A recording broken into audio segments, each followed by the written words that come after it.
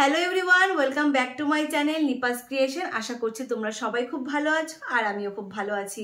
চলে এসেছি আরও নতুন একটি ভিডিও নিয়ে। তোমাদের মোস্ট রিকোয়েস্টেড ভিডিও, দিদিভাই তুমি প্রেগনেন্সির সিমটমসগুলো পার্ট টু পার্ট করে আমাদের সাথে শেয়ার করো। তো ফার্স্ট কয়েকদিন আগে আমি একটা ভিডিও শেয়ার করেছিলাম প্রেগনেন্সিতে লোয়ার অ্যাবডোমেন, মানে আমাদের তলপেটে কোথায় কোথায় ব্যথা হয়।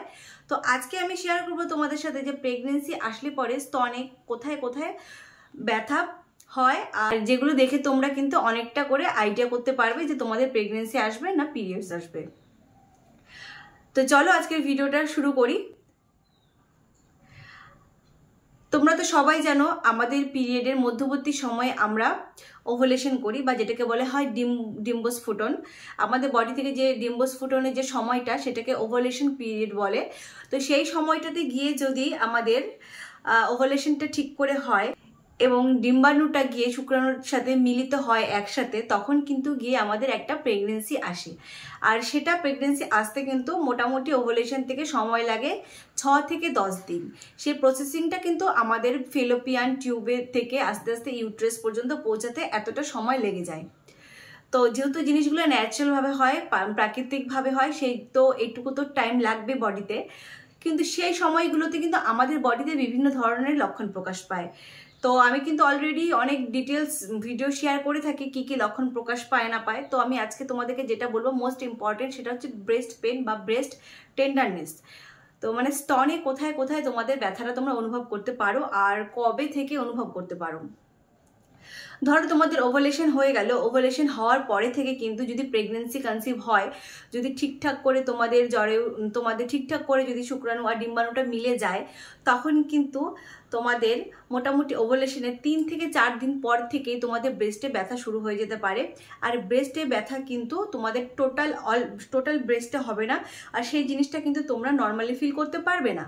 তোমরা যদি তোমাদের ব্রেস্টে একটু টাচ করো তাহলে কিন্তু তোমরা ওই ব্যথাটা ফিল করতে পারবে।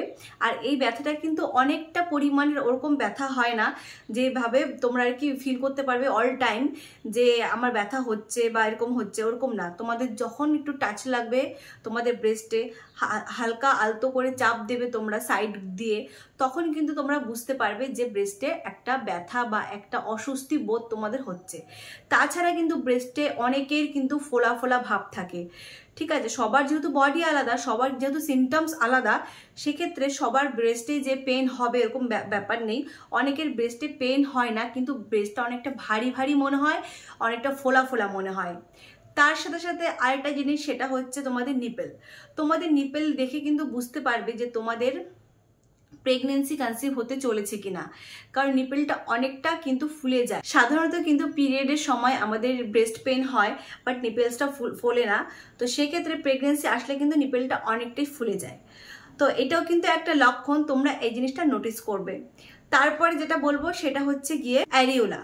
আমাদের যে অ্যারিওলা আছে, নিপেলের চারপাশে যে অংশটা আছে, ওটা কিন্তু অনেক সময় কালো হয়ে যায়, অনেক সময় একটু ডার্ক হয়ে যায়। যার যেটা শেড আছে তার থেকে কিন্তু 1 শেড ডার্ক হয়ে যায়। এই যে অ্যারিওলার যে কালার চেঞ্জের কথাটা বললাম, এটাও কিন্তু একটা প্রেগনেন্সি এর লক্ষণ। সাধারণত পিরিয়ড আসলে কিন্তু অ্যারিওলার কালার চেঞ্জ হয় না, আর অ্যারিওলা যেমন সেরকমই কিন্তু হয়ে থাকে।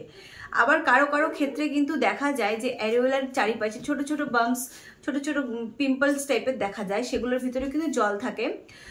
তো ওই জিনিসটাতেও কিন্তু তোমরা নোটিস করতে পারো যে তোমাদের প্রেগনেন্সি আসতে চলেছে নাকি তোমাদের পিরিয়ড আসতে চলেছে। তার কারণ